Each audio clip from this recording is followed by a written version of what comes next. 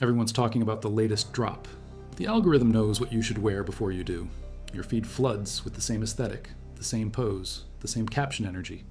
And there's this quiet group that doesn't care. They're not rebelling. They're not making a statement. They're just unaffected. What makes someone immune to the pull that moves millions? Why do some people scroll past trends like they're background noise while others refresh their closets every season? The answer isn't about being contrarian. It's about something deeper happening inside their heads. The pressure to conform sits in your brain like a reflex. 1951. Solomon Asch at Swarthmore College puts 8 people in a room. 7 are plants. 1 is real. They show everyone 3 lines of obviously different lengths and ask which matches a reference line. The Confederates answer wrong, deliberately, obviously wrong. And 37% of the time, the real participant goes along with the group. They see line A. The group says line C. They say line C. But here's what textbooks skip. 95% of participants defied the majority at least once. Most people resisted more often than they conformed. When Asch interviewed them afterward, many said they knew the group was wrong the entire time, but didn't want to stand out. Others actually doubted their own eyes.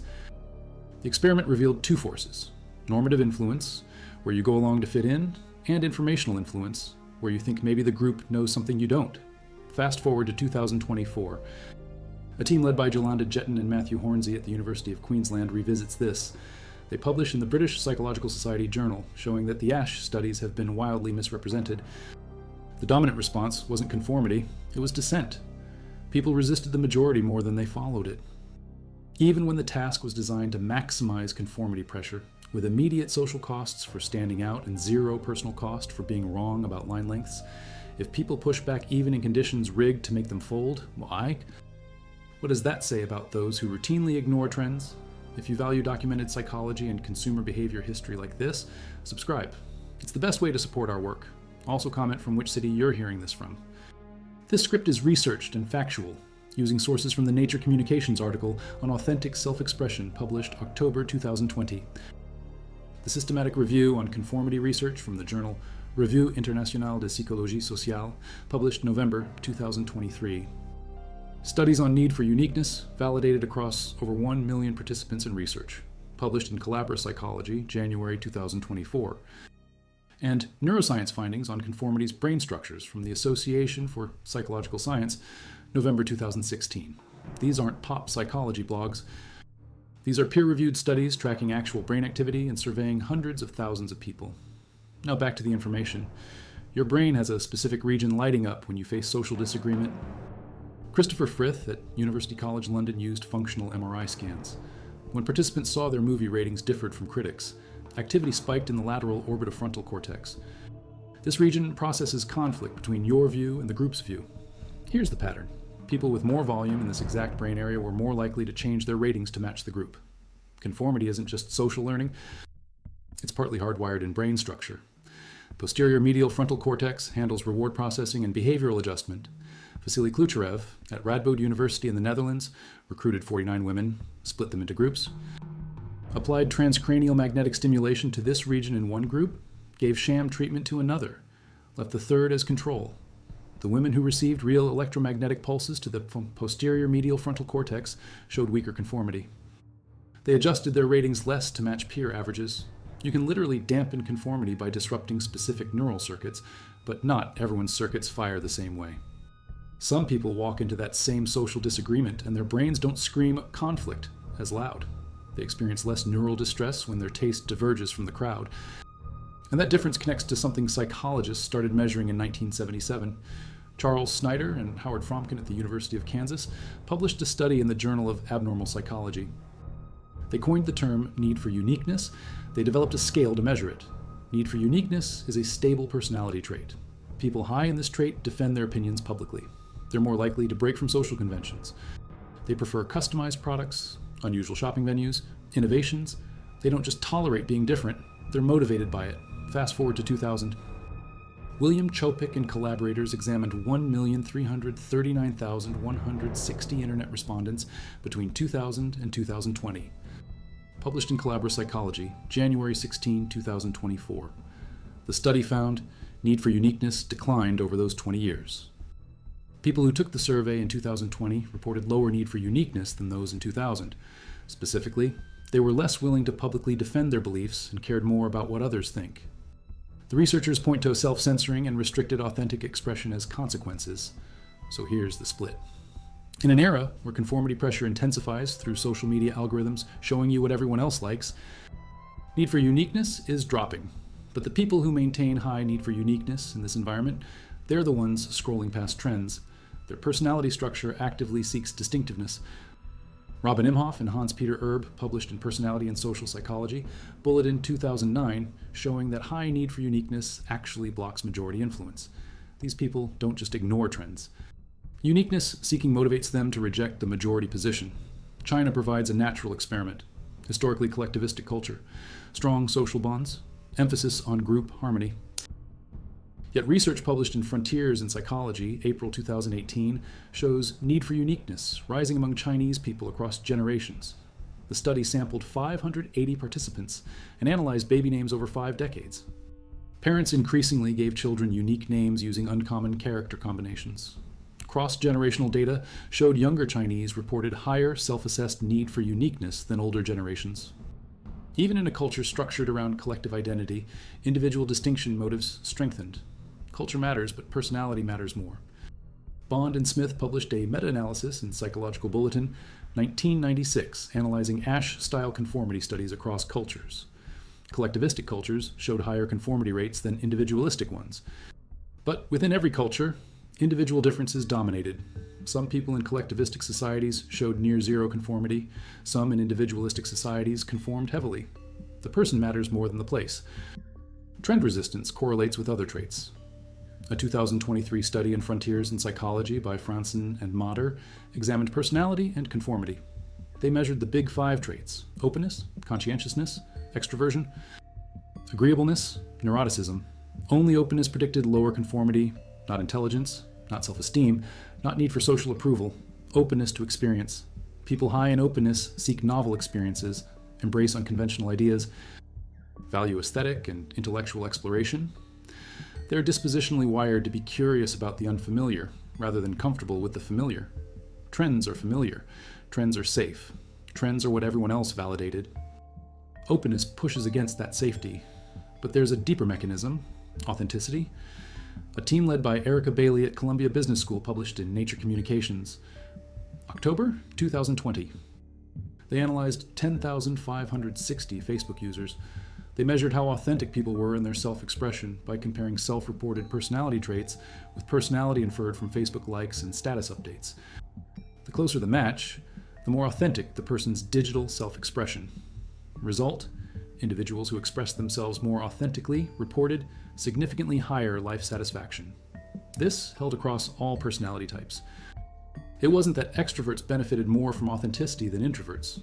Everyone benefited equally. Then they ran a pre-registered longitudinal experiment proving causation. When people posted more authentically, their positive affect and mood increased. Authenticity predicts well-being, a follow-up published in Computers and Human Behavior. December 2023, by researchers at Michigan State University, examined American college students. Perceived authenticity on social media predicted fewer mental health symptoms 2 months later. Specifically, authenticity on social media predicted lower stress independently of offline authenticity. Being authentic online mattered for mental health, separate from being authentic in person. And here's where it connects to trends. Authentic self-expression means aligning your external presentation with your internal reality. Following trends when you don't genuinely connect with them creates misalignment. You're performing someone else's taste. That misalignment generates psychological cost. The Journal of Personality and Social Psychology published research by Michael Kernis and Brian Goldman in 2006, developing the authentic inventory. 4 components: self-alienation, authentic living, accepting external influence, relational authenticity. People high in authentic living resist external influence. They don't shape their behavior to please others or gain approval. They don't accept others' opinions as their own without critical evaluation. This maps directly onto trend resistance. Someone high in authentic living sees a trend, evaluates whether it resonates with their actual taste, and if it doesn't, moves on without internal conflict. Fashion psychology research shows the same pattern. A study in the International Journal of Scientific Research, published March 2024, examined clothing choices and self-esteem among Indian consumers. They found significant relationships between self-expression through clothing and overall satisfaction. But here's the nuance. The relationship held for mindful consumption and authentic self-expression. Not for blindly following fashion industry trends. Following trends showed no significant relationship with self-esteem and well-being. What mattered was whether clothing choices allowed genuine self-expression. California State University. Northridge research, cited in multiple 2024 fashion psychology analyses, found that wearing formal business attire increased feelings of authority, trustworthiness, and competence. But not because suits are trending, because the symbolic meaning of the clothing aligned with the wearer's intended self-presentation. It's the phenomenon called enclothed cognition. What you wear affects your psychological processes when the clothing carries personal significance. A suit means something to someone stepping into a professional role. A trending aesthetic means nothing if it doesn't connect to your identity. The people who ignore trends aren't just confident, they've developed what researchers call self-concept clarity. Jennifer Campbell at the University of British Columbia studied this extensively. Self-concept clarity is the extent to which your beliefs about yourself are clearly and confidently defined, internally consistent, and stable over time. People with high self-concept clarity know who they are. They don't need external validation to confirm their identity. Trends offer that external validation. Everyone's wearing this, so wearing it confirms you're part of the group. But if you already have clear internal definition of your taste, that validation is redundant. Lawrence Steinberg published in Developmental Psychology, November 2007, examining age differences in resistance to peer influence. He surveyed over 3,600 people aged 10 to 30. Resistance to peer influence increased steadily from age 14 onward. Now, the capacity to stand firm against group pressure isn't fixed. It develops, it strengthens with age and experience. The people who seem immune to trends often have years of practice trusting their own judgment against social pressure. But there's a paradox. Some trend resistors aren't more confident. They're just different in their relationship to social connection. Optimal distinctiveness theory proposed by Marilyn Brewer argues humans need to balance two opposing needs: the need to belong and the need to be unique. We want to fit in. We also want to stand out. Most people satisfy both by conforming to their in-group while distinguishing themselves from out-groups. Trend resistors might have lower need to belong or higher need to be unique, shifting their optimal balance point. They're comfortable being more distinct, even if it costs some belonging. A 2018 PLOS One study on conformity and political identity by researchers at Yale and Rice examined how people change deeply held opinions. 33% of participants changed their opinion when social pressure was combined with information. Only 10% responded to social pressure alone. Another 10% responded to information alone. The remaining 47% didn't change regardless. Nearly half of people held firm on identity-connected opinions despite combined informational and normative pressure. These were topics participants cared about, topics tied to their sense of self. When taste becomes identity, conformity pressure weakens. Subcultures provide the clearest evidence. Dick Hebdig wrote Subculture, The Meaning of Style in 1979, analyzing punk, Ahmad Tas. Skinhead movements. These groups used fashion to resist mainstream culture. But the resistance wasn't random. It was structured. Punks wore torn clothing, safety pins, provocative imagery as visual opposition to conservative 1970s Britain. The fashion communicated specific political and social rejection. More importantly, within the subculture, these choices felt authentic. Punks weren't following mainstream trends, but they were following punk trends. The difference? The aesthetic aligned with their values, their politics, their community identity. It was authentic group expression, not imposed commercial style. Howard Becker's sociological work on deviance and subcultures showed that subcultures provide alternate solutions to socially defined problems. If mainstream fashion says you must look polished and conventional to be valuable, and you reject that premise, you need alternate aesthetic codes. Subcultures create those codes: goth, hip-hop, rave, grunge. Each developed distinct visual languages that members adopted because those languages expressed something true about their worldview. When you see someone dressed in a way that screams, "I'm not following your trends," often they're following different trends within a different community. But the key difference is choice. They selected into a community whose aesthetic already resonated. They didn't adopt an aesthetic to gain entry to a community they don't identify with.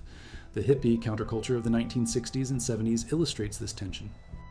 Hippies explicitly rejected mainstream fashion as a system that restricted freedom and forced consumption. They claimed to create individual, personal styles. Express yourself. Do your own thing. But historian research published in the art section examining counterculture fashion reveals the contradiction. Janis Joplin didn't invent her iconic look. Linda Gravenites, a professional designer in San Francisco's counterculture scene, created it. Jimi Hendrix worked with designers. The Mamas and the Papas were styled by Antoinette Searles, who owned a Beverly Hills boutique. These counterculture icons used fashion industry professionals while promoting an anti-fashion ideology. The point isn't that they were hypocrites. The point is that even deliberate trend rejection involves aesthetic choices that create new patterns. Those patterns become trends within the counterculture. True trend resistance is rarer. It's not adopting an alternative aesthetic that signals your group membership. It's genuinely making choices based on personal resonance without regard for whether they align with any group's codes. This requires exceptional self-knowledge and comfort with social isolation. Research published in Scientific Reports, December 2016, examined conformity in 6-year-old children. The study found 6-year-olds tended to conform to peer ratings that differed from their own initial ratings. Younger children didn't show this effect. Conformity emerges around age 6. It peaks around age 14 per Steinberg's research. Then it gradually declines into adulthood. The developmental trajectory suggests conformity is learned social behavior that can be unlearned or resisted with experience. Children initially don't conform because they haven't yet developed strong awareness of social evaluation. They develop that awareness in childhood, leading to peak conformity in early adolescence when social belonging is paramount. As they mature and develop stable identities, they regain capacity for independent judgment. The people most resistant to trends often went through a phase of high conformity and came out the other side. They learned that matching the group doesn't guarantee acceptance or happiness. They experimented with authentic self-expression and found it more satisfying. They built self-concept clarity through trial and error. The confidence you see isn't innate. It's earned through repeated experiences of trusting your own taste and finding that trust rewarded with psychological well-being. Consumer behavior research shows this pattern. A study in the Journal of Consumer Research by Michael Lynn and Judy Harris, published in 1997, examined individual differences in uniqueness, seeking through consumption. They found consumers high in need for uniqueness actively sought scarce, innovative toy, and customized products. They avoided popular products specifically because popularity signaled lack of distinctiveness. They weren't unaware of trends. They were actively moving away from them to maintain perceived uniqueness. This is different from trend ignorance. This is trend avoidance motivated by identity maintenance. Trends promise belonging. They promise relevance. They promise that if you adopt this aesthetic, you'll be included, admired, successful. For some people, those promises matter intensely. For others, they don't. The difference often comes down to where you source your self-esteem. External validation versus internal validation. If you need others to approve of your choices to feel good about yourself, trends are appealing because they come pre-approved. The group already validated this choice. By making it, you guarantee approval. If you source self-esteem internally from alignment between your choices and your values, trends are neutral. They're neither appealing nor unappealing. They're just irrelevant to your decision-making process. A meta-analysis published in Nature Reviews Psychology, August 2024, synthesizing decades of authenticity research, concluded that authenticity generally benefits the individual. Authentic people report higher well-being, better relationships, more life satisfaction. The only exception is when authenticity clashes with social norms in ways that generate severe consequences. Even then, the psychological cost of inauthenticity often exceeds the social cost of authenticity. The research validates what trend resistors intuitively understand. Being yourself feels better than performing someone else's taste, even when being yourself costs you some social capital. But there's another group, not people who resist trends from a place of developed self-concept, people who resist trends from insecurity. Fashion independence research from Qualitative Market Research, published 2011 by Karen Johnson and colleagues, found that both security and insecurity can motivate fashion independence. Some women avoided mainstream fashion because they felt confident in their personal style. Others avoided it because they felt anxious about judgment if they got it wrong. The behavior looks similar. The psychology differs. Secure resistors make choices from positive self-regard. Insecure resistors avoid choices from fear of negative evaluation. You can't always tell which is which from the outside, but the individual knows. Secure resistance feels like freedom. Insecure resistance feels like hiding. The rise of social media intensified all these dynamics. Algorithms show you what's popular. Influencer culture monetizes trend adoption. Fast fashion accelerates trend cycles. What took seasons now takes weeks. TikTok trends emerge and die in days. The sheer volume of trends creates fatigue. A Mintel consumer report published February 2025 on self-expression found that consumers increasingly struggle to maintain authentic identity amid constant trend churn. Younger consumers and multicultural consumers particularly look to brands to boost confidence and self-esteem. The report identified consumer segments: expressive but struggling, easily expressive, and others. The struggling segment feels overwhelmed by pressure to express themselves in ways that match shifting standards. They want authenticity but face obstacles. In this environment, ignoring trends becomes almost revolutionary. Not because it's rebellious, but because it's difficult. The default path is to absorb whatever aesthetic your algorithm serves. Resistance requires intention. It requires pausing when you feel the pull to buy the trending item and asking, do I actually like this, or do I just recognize it as validated by the group? That pause is where self-concept clarity operates. People with strong self-knowledge answer that question quickly and accurately. People still developing self-knowledge struggle with it. Neuroscience confirms the struggle is real. When participants in Frith's studies saw their opinions diverged from the group, their brains registered distress in the form of elevated activity in conflict detection regions. Going against the group feels bad at a neural level. It takes cognitive effort and emotional tolerance. The people who routinely ignore trends have either lower activation in those conflict regions or higher tolerance for the discomfort, or both. They've learned through repeated experience that the temporary discomfort of diverging from the group is smaller than the chronic discomfort of performing inauthenticity. There's also a socioeconomic dimension. Thorstein Veblen wrote The Theory of the Leisure Class in 1899, arguing that fashion functions as conspicuous consumption, a way to display wealth and status. Following trends signals you have resources to keep current. Ignoring trends could signal inability to afford participation, but it also could signal sufficient wealth that you don't need to prove status through consumption. Old money stereotypes often involve understated, timeless style precisely because extreme wealth makes trend chasing unnecessary. You don't need to signal belonging to the elite through consumption because your position is secure. The truly wealthy can afford to ignore trends. The aspirational must follow them to signal aspiration. Fashion subcultures complicate this. Punk's torn clothing was originally necessity transformed into aesthetic. Working class British youth couldn't afford new clothes, so they repaired visible damage with safety pins and turned poverty into protest. The style was authentic to their economic reality. Then it became a trend. High fashion designers started selling pre-torn Askenbais, safety-pinned clothing at premium prices. Rich people bought poverty aesthetics. The authentic expression got commodified. This happens to every subculture eventually. Goth, hip-hop, grunge, rave, all got absorbed into mainstream fashion and sold back as trends. The cycle exposes the difference between authentic subcultural participation and aesthetic tourism. Someone who grew up in hip-hop culture wearing those clothes as genuine self-expression. Someone who adopts the aesthetic without connection to the culture is following a trend. Race and ethnicity add another layer. When white people adopt black hairstyles or fashion as trends, it's cultural appropriation extracting aesthetic elements while ignoring cultural meaning and historical context. When black people wear those same styles, it's cultural expression. The same choice means different things based on who's making it. Trend resistance can be an act of cultural preservation. Not adopting aesthetics from cultures you don't belong to, even when they trend, demonstrates respect and self-awareness. The most interesting trend resistors aren't reactive. They're not defining themselves in opposition to what's popular. They've developed taste through exposure, experimentation, and refinement until they know what resonates with them. Then they seek that out, regardless of whether it's trending, classic, or obscure. This is taste as expertise. You study an area deeply, develop informed preferences, and trust those preferences because they're based on knowledge rather than social proof. Wine enthusiasts provide an analogy. Someone who studies wine, visits vineyards, learns flavor profiles, eventually develops refined palate and preferences. They might prefer a lesser-known varietal from an obscure region because they've tasted it and found it exceptional. That preference isn't about rejecting popular wines. It's about knowing your palate well enough to select for actual preference rather than reputation.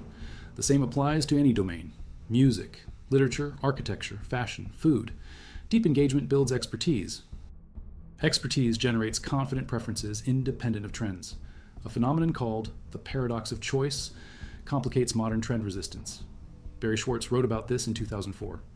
When options are limited, choosing is easy. When options are overwhelming, choice becomes paralyzing. Trends solve the paradox by narrowing options. Just pick what's trending. Decision made. Trend resistors face the full weight of infinite choice. Every possible aesthetic is available somewhere online. Navigating that requires either strong existing preferences to filter options or high tolerance for decision complexity. Some people resist trends not from confidence but from decision paralysis. They stick with familiar personal style because updating feels overwhelming. The fashion industry exploits this. Seasonal trends create artificial scarcity and urgency. Buy now or miss out. Next season it won't be available. This manipulates people into buying things they don't really want by triggering loss aversion. Trend resistors. Recognize this manipulation and refuse to participate. That refusal requires seeing through the marketing narrative that tells you this season's must-have will complete you. It requires believing you're already complete without it. Minimalist movements respond to trend exhaustion. Capsule wardrobes. Timeless pieces, quality over quantity. These approaches resist trend participation by investing in fewer, more carefully selected items that won't go out of style because they were never dictated by trends. It's not anti-fashion. It's anti-trend cycle. The goal is building personal style that reflects actual preferences and remains consistent over time. This appeals to people tired of the churn, tired of disposable consumption, tired of performing identity through temporary aesthetics. Environmental consciousness drives some trend resistance. Fast fashion's environmental cost is well documented. Textile waste, labor exploitation, carbon emissions. Following trends requires frequent purchases of cheap clothing designed to be worn briefly, then discarded. Environmentally conscious consumers resist trends to reduce consumption. Their motivation isn't about taste confidence, it's about values alignment, but the result is the same. They're not buying trending items. Age influences trend resistance differently than the developmental trajectory suggests. While resistance to peer influence increases through adulthood, older adults face different conformity pressures.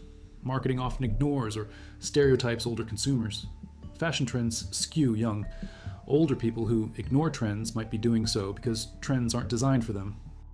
They've aged out of the target demographic. That's different from confident taste-based resistance. It's exclusion rather than choice. Some older adults embrace this and develop a mature personal style independent of youth trends.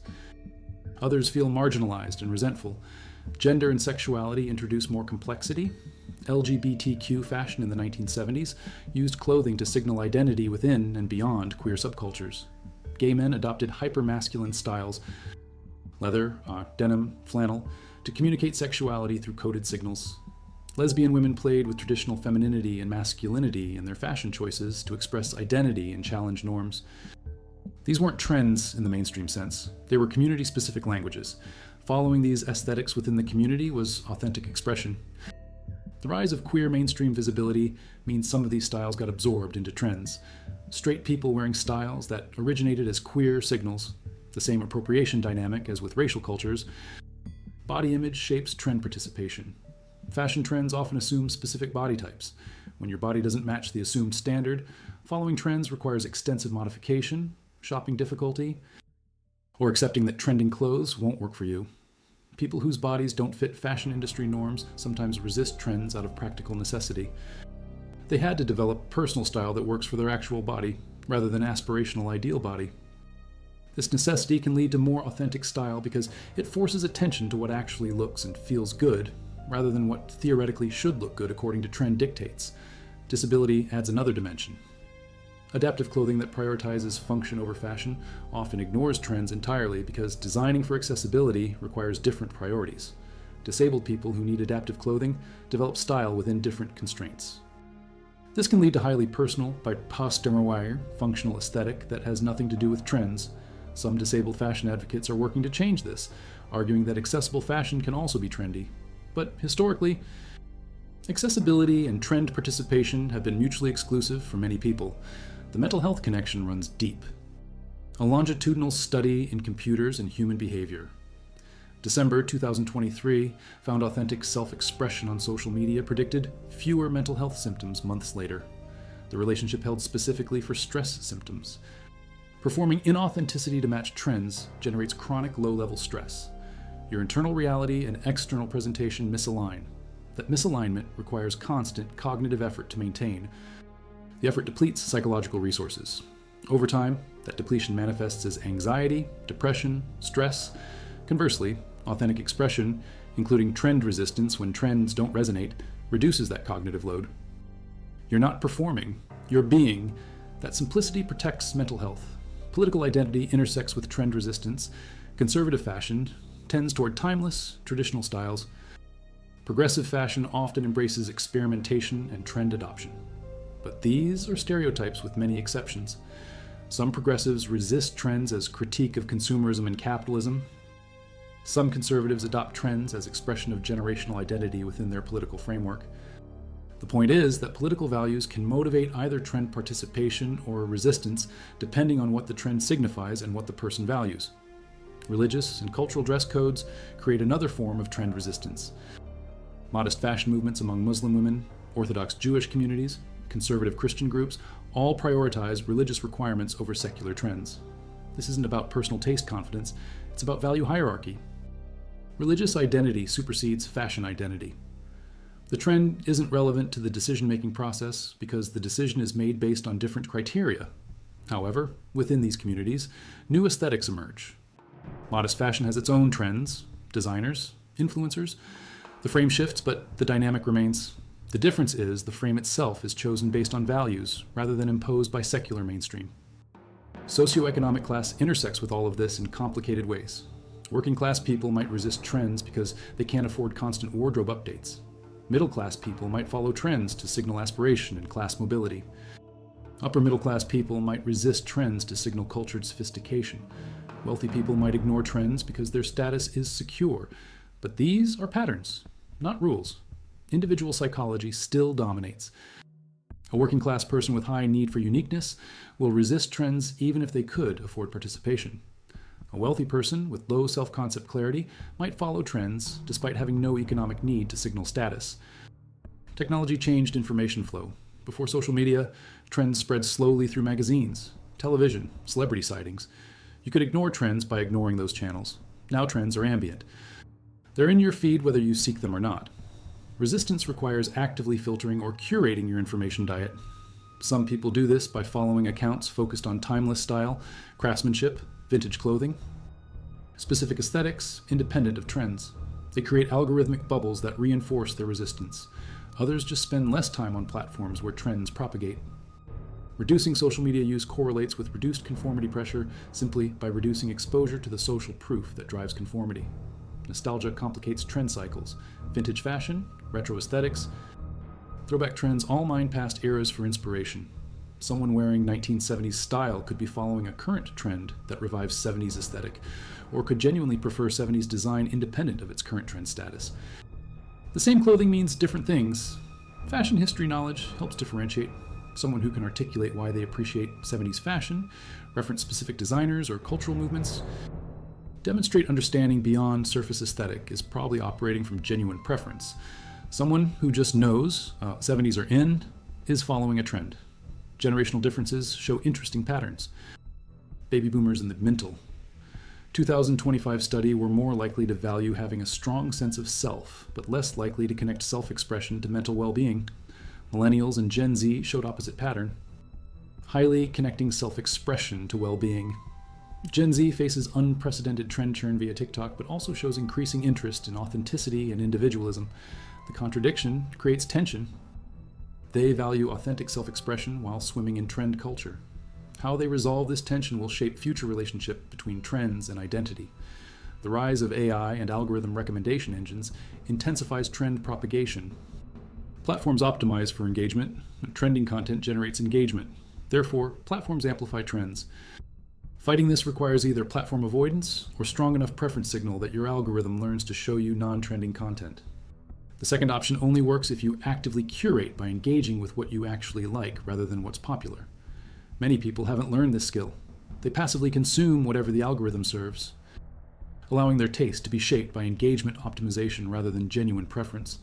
Some trend resistors are early adopters. They notice emerging aesthetics before they hit mainstream, adopt them while still obscure, then abandon when they trend. This isn't taste consistency, it's status seeking through novelty.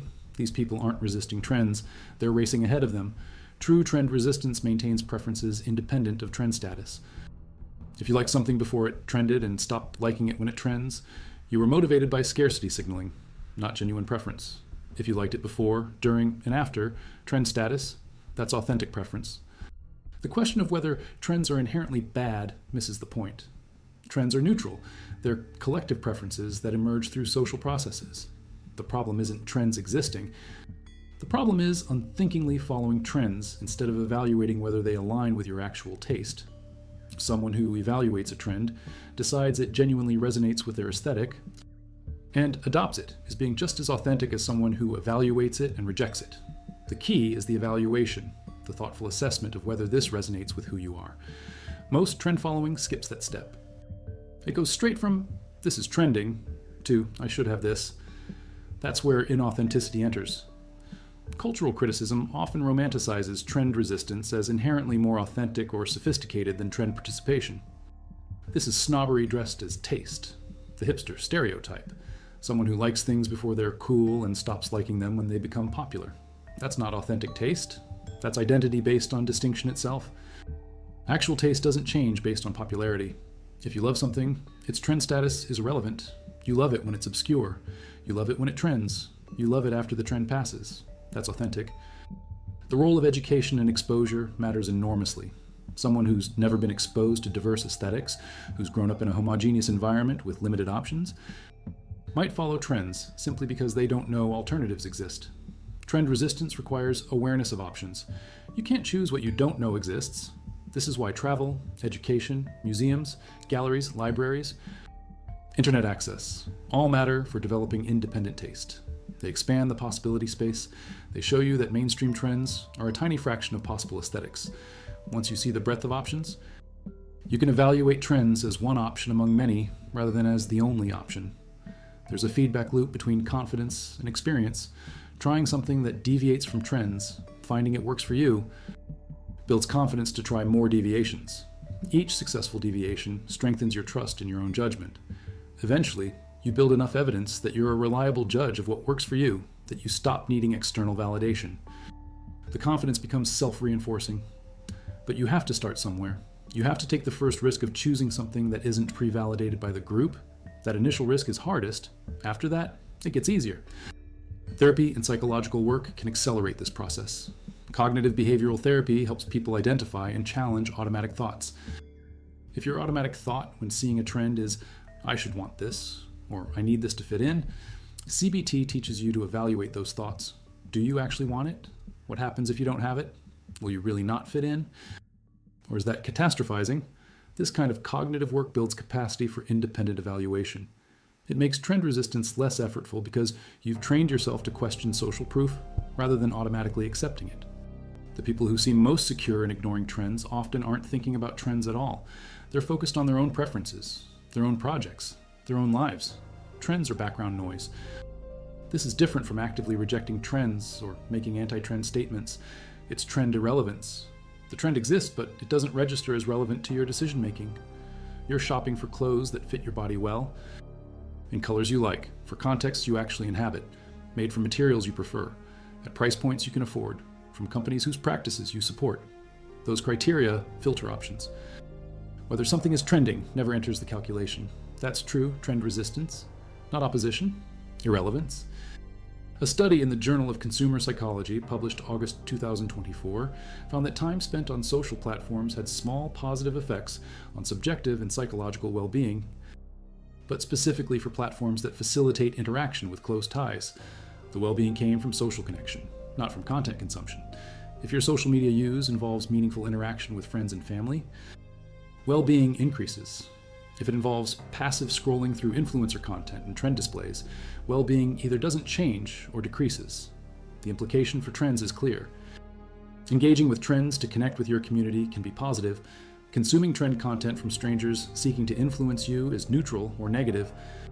The authenticity research published in Nature Reviews Psychology, August 2024, emphasized balanced authenticity.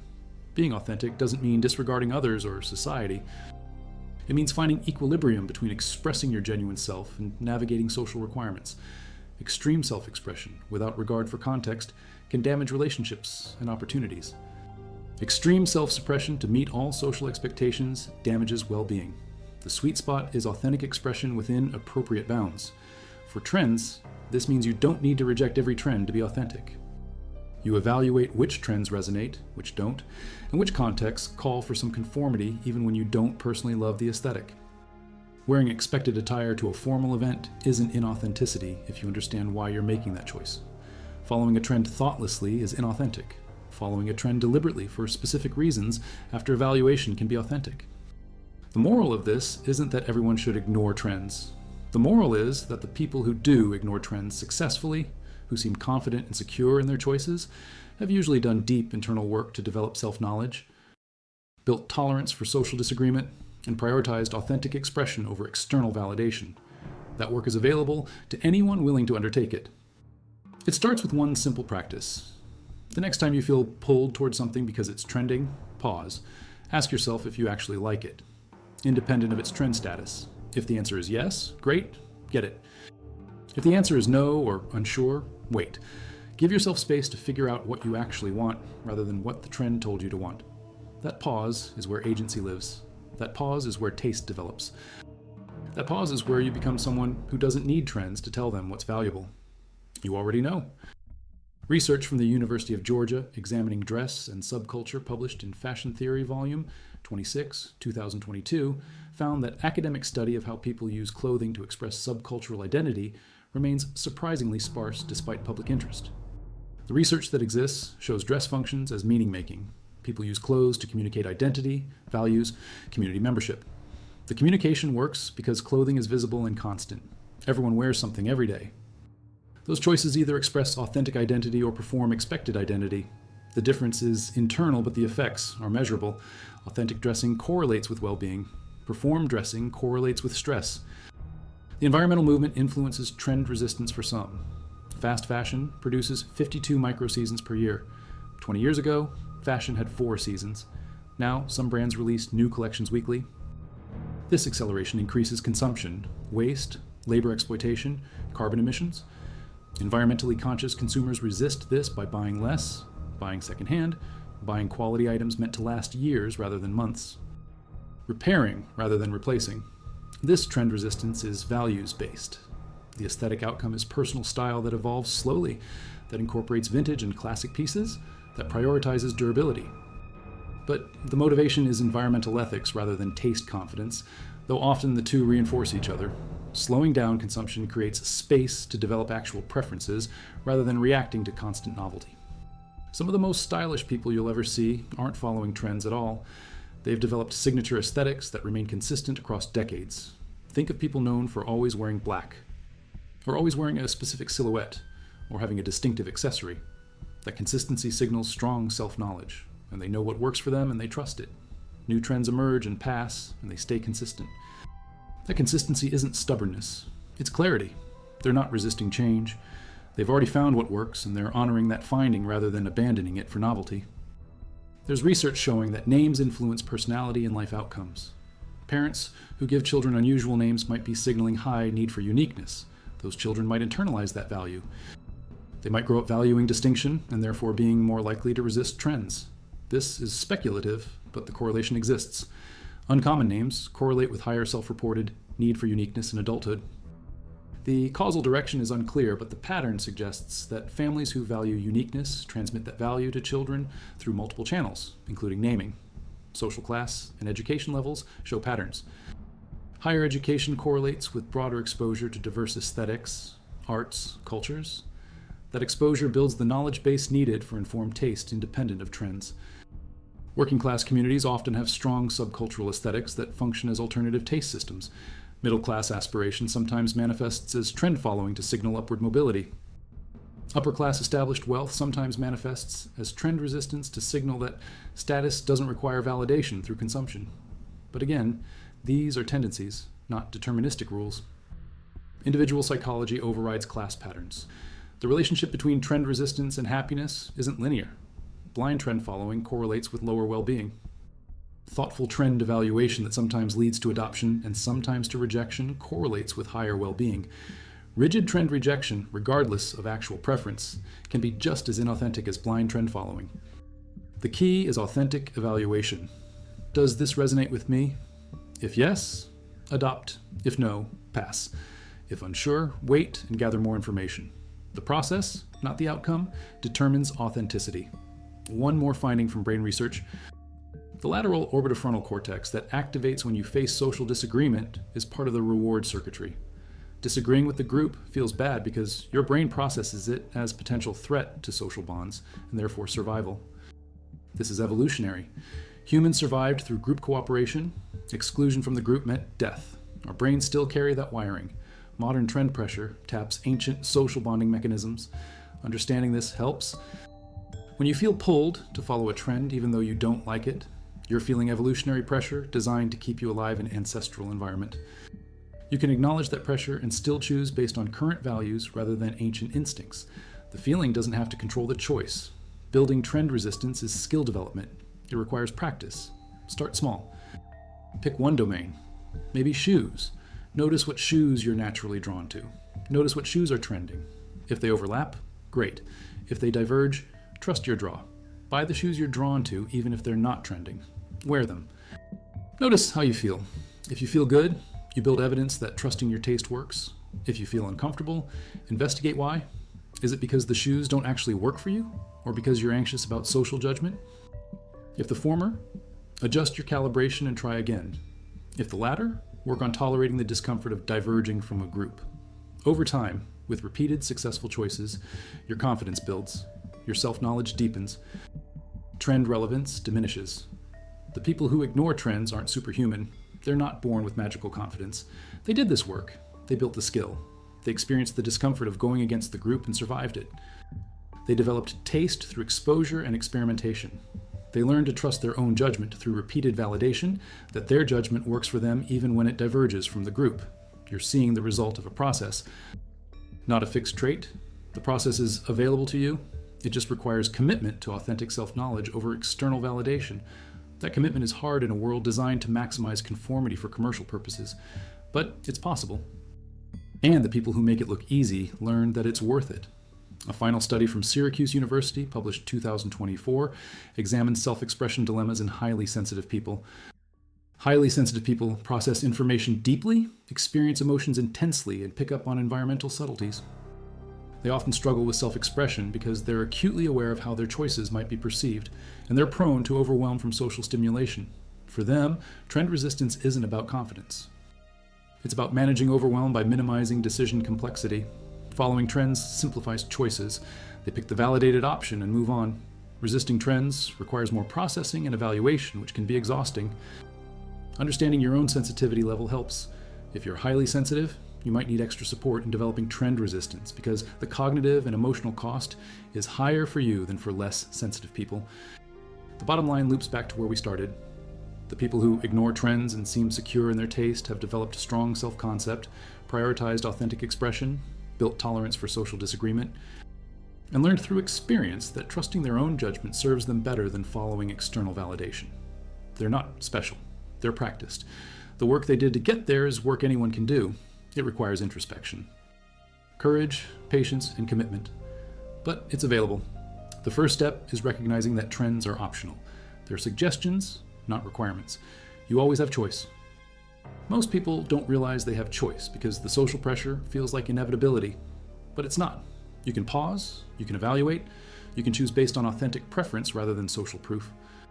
That pause is where freedom lives. That pause is where taste becomes yours rather than the algorithms.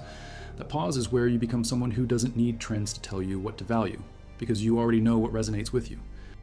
And knowing that, trusting that, living from that knowing, that's what security in your own taste looks like. A 2020 excavation of fashion archives at the Museum of Arts and Design in New York displayed handmade counterculture fashion from the 1960s and 70s. The exhibition showed clothing created by individuals rejecting mainstream consumer culture. Each piece represented hours of handcrafting, individual design choices, materials selected for personal meaning rather than commercial availability. The makers weren't following trends. They were creating lived reality through cloth, that impulse, to make your aesthetic environment reflect your internal values rather than absorbing whatever commercial forces present. That's the core of trend resistance. It's not about being different for difference's sake. It's about being yourself because anything else requires too much energy, maintaining a performance that doesn't reflect who you actually are. And in the long run, over years and decades, that authenticity pays dividends in well-being that trend following simply cannot provide. Because you know, at the deepest level, that your choices are yours, not the algorithms, not the influencers, not the groups, yours. And that knowledge, that ownership, that security, that's what people see when they notice someone who seems unaffected by trends. They're not seeing indifference. They're seeing clarity.